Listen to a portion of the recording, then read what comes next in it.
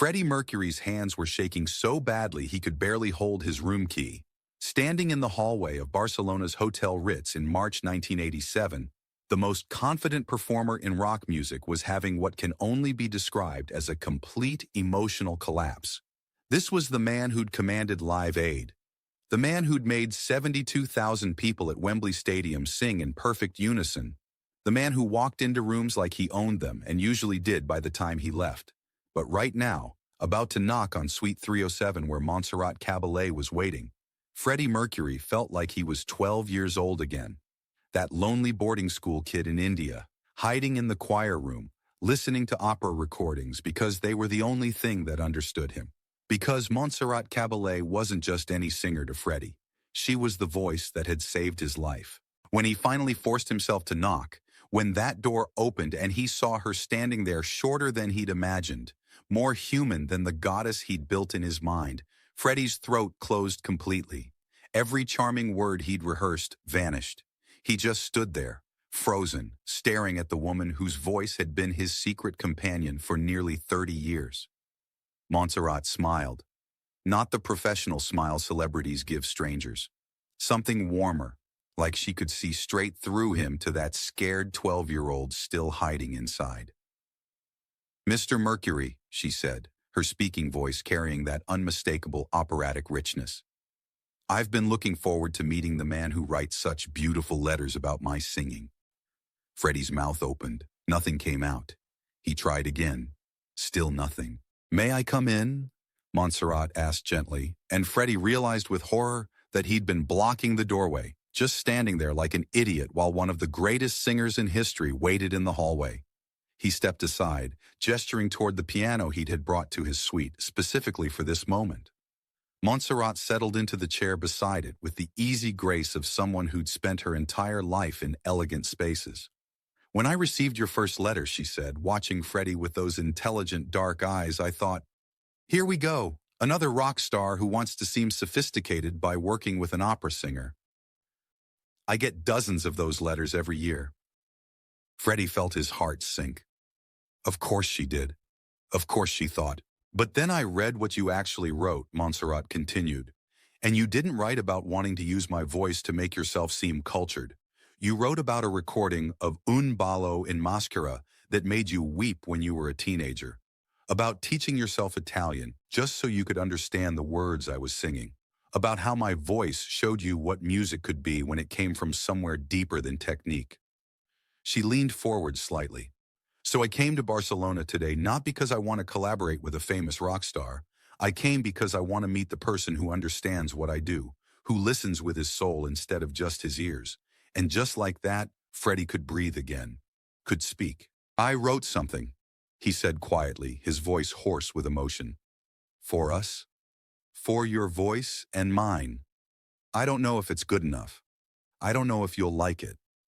But I had to try because I've been hearing this music in my head since I was 12 years old and I didn't even know it was possible until now." He sat at the piano. His fingers trembled as they touched the keys. For one terrible moment, he couldn't remember the opening notes of the piece he'd worked on for 6 months. Then he closed his eyes, thought of that 12-year-old boy, thought of Montserrat's voice pouring from a cheap radio in an Indian boarding school, thought of all the years of dreaming about this impossible moment. And he began to play. The melody that emerged wasn't Queen. It wasn't rock. It was something that existed in the space between worlds, where opera's soaring drama met rock's raw emotion and created something entirely new. Then Freddie did something he'd never done in front of anyone except in the privacy of his own home. He sang in falsetto, singing what would be Montserrat's part, showing her exactly how he heard her voice fitting into his composition. Showing her that he didn't just admire opera from a distance, he understood it, lived it, breathed it. He sang about Barcelona, about beauty that transcends language, about two voices from different worlds discovering they speak the same essential truth. When the last note faded and Freddie finally opened his eyes, Montserrat was crying. "That," she whispered, "is not the work of someone pretending to understand classical music. That is real artistry. You don't sing rock music because it's all you can do. You sing rock music because you choose to. But you could do anything." She stood and walked to the piano, placing her hand on Freddie's shoulder with a tenderness that made his eyes flood with tears. I will sing this with you, not as a favor, not as a publicity opportunity, but because what you've created deserves to exist in the world, and because I recognize something in you that I see in very few people. You make music because you have to, not because you want to be famous. Freddie looked up at her, this woman who'd been his secret hero for most of his life, and managed to say the truest thing he'd ever spoken. You saved me when I was 12 years old and didn't even know I needed saving. Your voice taught me it was okay to be different. That beauty could exist even when you felt completely alone. Montserrat's eyes filled with fresh tears. Then let's create something beautiful together. Let's show the world that opera and rock aren't enemies. They're family that forgot they speak the same language. 4 months later, well past midnight in Freddie's London home, something magical was happening. What was supposed to be a professional recording session for the demo of Barcelona had transformed into something neither of them could have predicted. They'd been working since 4 that afternoon, recording, re-recording, pushing each other to vocal heights neither had reached before. Now it was approaching 2 in the morning, the demo was finished, and they were both exhausted and exhilarated in that way that only happens when you've created something genuinely special.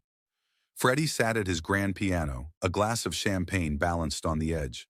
Montserrat had kicked off her elegant shoes and was curled up in the chair beside him, holding her own glass, looking more relaxed and human than any of the formal photographs Freddie had collected over the years. Play something else, she said suddenly. Not our song, something you love, something that matters to you personally. Freddie's fingers found the keys almost without conscious thought, and he began playing Puccini, then stopped abruptly, his face flushing. I'm sorry, that's ridiculous. Playing opera for you. That's like, I don't know, trying to teach Shakespeare to an English professor. No, Montserrat said firmly. That's like showing me you understand the language we both speak. Please, play. So Freddie played and sang. Not in his queen voice, the powerful rock voice the world knew, but in the classical voice he'd spent years developing in secret. The voice he never let anyone hear because it felt too vulnerable, too revealing of who he really was underneath all the theatrical costumes and stage makeup. He sang Puccini with his eyes closed, pouring 30 years of secret longing into every phrase. When he finally opened his eyes and looked at Montserrat, she was staring at him with an expression he couldn't quite read. The silence stretched between them for what felt like forever. Freddie, she said finally, her voice quiet but intense, why don't we record a real opera duet together? The aria from La Traviata, the one between the father and daughter. Your voice is naturally baritone. It would be absolutely perfect. Freddie's heart stopped. Because this was everything. This was the dream he'd never even let himself fully acknowledge. The chance to sing actual opera with Montserrat Caballé. To stand in the world he'd loved from a distance his entire life and be accepted as belonging there. I can't, he said, and his voice cracked on the words. If I did that, people would see me sing for real. They would see past Freddie Mercury, the rock star. They would see just me, with no electric guitars or pyrotechnics or theatrical distractions. He set down his champagne glass with trembling hands. They would see Farrokh Bulsara trying to sing opera, and they would judge me. And what if I'm not good enough? What if without all the staging and spectacle, I'm just ordinary? Montserrat set down her own glass and took both of Freddie's hands in hers. Listen to me very carefully, she said, her eyes locked on his. I have sung with Pavarotti, with Domingo, with Carreras, with every great tenor of our generation. And I am telling you not to flatter you, not to be polite, but as a statement of absolute fact, your voice deserves to be heard singing opera. But my fans, Freddie started. Your fans love you because you're authentic, Montserrat interrupted. They love you because you give them everything you have on that stage. The most authentic thing you could do is show them all of yourself, including the part that loves opera more than anything else in the world. Freddie shook his head, tears spilling over now. They expect Freddie Mercury. They expect the showman. If I suddenly start singing Verdi, they'll think I'm betraying rock music. They'll think I'm trying to be something I'm not. Montserrat was quiet for a long moment. When she spoke again, her voice was gentle but firm. Do you want to know the real reason I agreed to work with you? It wasn't your fame. It wasn't the novelty of a rock opera collaboration. It was because when I listened to your demo tapes, I heard something I very rarely encounter. She squeezed his hands. I heard an artist who understands that all music, whether it's opera or rock or anything else, is fundamentally about the same thing. Telling the truth of human experience. Connecting soul to soul. You don't betray your fans by being yourself, Freddie. You betray them by pretending to be less than you are. By May 1987, Barcelona was ready for its public debut. The venue was Coup nightclub in Ibiza, and 2,000 people had somehow crammed into a space designed for half that number. Backstage, Freddie was pacing like a caged animal. Montserrat watched him with amused affection, recognizing his nervousness for what it was not stage fright, but fear of being truly seen. You performed at Live Aid for over 1 billion people, she observed. But a club in Ibiza makes you pace in circles? Live Aid was Queen, Freddie said, his voice tight. 4 of us together, with a full production, with the theatrical elements that let me hide behind the persona. But tonight it's just us. Just our voices. No band to fill the sound if I make a mistake. No production to distract from vocal imperfections. Just you and me, and whether or not we can actually do what we're claiming we can do. Montserrat stood and walked over to him, placing both hands on his face and forcing him to meet her eyes. Freddie Mercury, listen to me. We are about to walk out on that stage and prove something that matters. We're about to show the world that opera and rock aren't separate universes that can never touch. They're 2 ways of saying the same things, 2 dialects of the same language of human emotion. And if we fail, Freddie whispered. Then we fail spectacularly, Montserrat said, her eyes blazing with determination. Together, as friends, as artists brave enough to try what nobody else dared. What happened next at that Ibiza nightclub in May 1987 became legend. When their voices finally met, opera's crystalline power wrapping around rock's raw soul, 2,000 people went completely silent. Not polite concert silence. The stunned silence of witnessing something that shouldn't be possible but somehow was. The final note hung in the air like a held breath. Nobody moved. Nobody spoke. Then one person started clapping. Another joined. Within seconds, the entire club exploded into applause that lasted 10 minutes straight. People were crying, screaming, begging them to sing it again. Backstage afterward, Freddie found Montserrat in the dressing room. They just looked at each other, both still shaking from what they'd created together. No words needed. Freddie pulled her into an embrace. Thank you, he whispered into her hair, for seeing me, the real me. Not the rock star, not the costume, just me. Thank you, Montserrat whispered back, for reminding me why I fell in love with music, for showing me that the walls we build around art are meaningless, that great music is just great music. 3 years later, a London recording studio, 1990. They were working on new material for the Barcelona album when Freddie suddenly set down his headphones mid-session. His hands were shaking. Monsi, I need to tell you something. Montserrat's heart stopped. She'd been watching him decline for months. The weight loss that expensive clothes couldn't hide anymore. The exhaustion etched into his face. The cough he kept trying to suppress. I have AIDS, Freddie said, staring at the floor. The doctors say maybe 2 years if I'm lucky. Which means I won't make it to the Olympics. I won't perform Barcelona with you in 1992. I'm so sorry, Monsi. I'm so sorry for letting you down. The silence felt endless. Then Montserrat crossed the studio and grabbed his face in her hands, forcing him to look at her. First, she said, tears streaming down her cheeks, you are not letting me down. You're facing the impossible with more grace than anyone has a right to expect. She held his gaze fiercely. Second, this isn't a duty you owe me, but I'm grateful, so grateful that you told me, because it means you trust me. Not Montserrat Caballé, the opera star, but Monsi, your friend, the person who sees you, really sees you, and loves what she sees. Freddie's composure shattered completely. He collapsed into her arms, sobbing with the desperate grief of someone who'd been holding terror inside for too long. I wanted to sing with you at the Olympics, he said between sobs. I wanted the whole world to see us together. I wanted to prove opera and rock belong together. I know, Montserrat whispered, holding him tighter. I know what you wanted. And every moment we've shared, every recording session, every midnight at the piano, every time you showed me your true self, those moments mean more to me than any Olympic performance ever could. She pulled back just enough to see his face. You told me once you were afraid people would see the real you and find it ordinary. But Freddie, I have seen the real you. And there's nothing ordinary about you. Not the performer everyone knows. The human being underneath. The one who loves opera so much he taught himself Italian. The one who writes from his soul.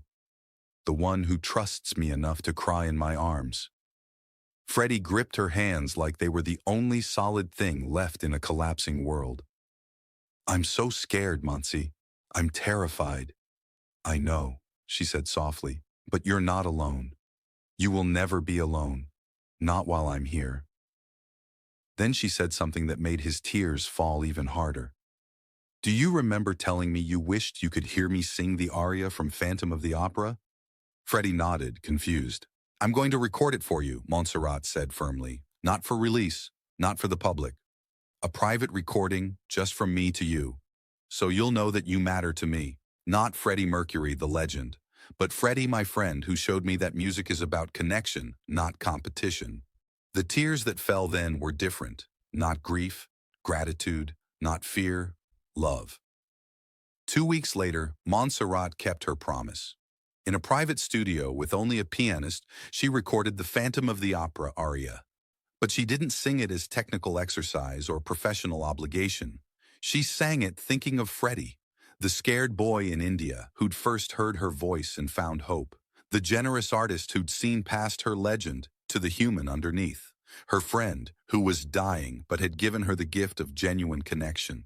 She sent him the recording with a handwritten note. Freddie. This is not for Freddie Mercury the rock star. This is for Farrokh, who loved opera before he loved anything else. For the boy who listened to my recordings and learned what music could be. For my friend who taught me that genres are prisons and music is freedom. Thank you for seeing me. Thank you for trusting me. Thank you for being brave enough to show me your real voice. You are loved.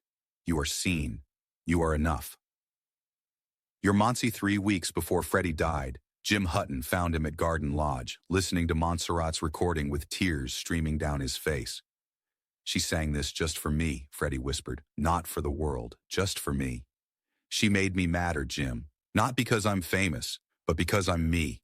Jim said Freddie listened to that recording every single day during his final weeks, sometimes crying, sometimes smiling, always grateful. When Freddie died on November 24, 1991, Montserrat was in Barcelona preparing for a performance. She canceled immediately, went home, and listened to every recording they'd made together, remembering every conversation, every midnight at the piano, every moment of genuine connection. Years later, in her final interview before her own death in 2018, Montserrat spoke about their friendship with tears in her eyes. People ask me about Barcelona, the song. They want to know the technical aspects, how we made it work musically, but they're asking the wrong questions. She paused, composing herself. Working with Freddie wasn't about creating a hit. It was about two artists from supposedly different worlds discovering we spoke the same language. The language of genuine emotion. The language of music from the soul. I'm grateful, so grateful, that he told me about his illness.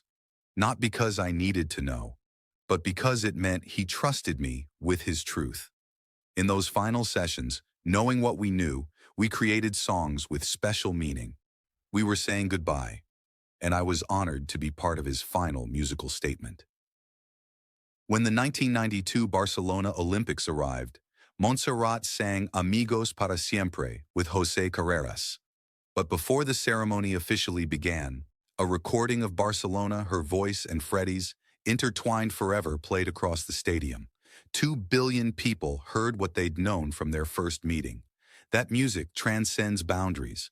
That opera and rock speak the same essential language. That friendship between artists is about seeing each other's souls. Montserrat died in 2018, 27 years after Freddie. Among her most treasured possessions was that private recording, the Phantom Aria, sung for an audience of one. She never released it, never even played it for anyone else, because some performances aren't meant for the world.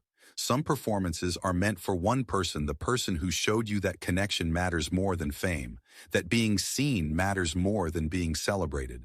That music at its best is simply one soul speaking truth to another. That's what Freddie and Montserrat gave each other, not just Barcelona, but the knowledge that they'd been truly seen and understood. And in the end, that's worth more than any Olympic performance. That's worth everything.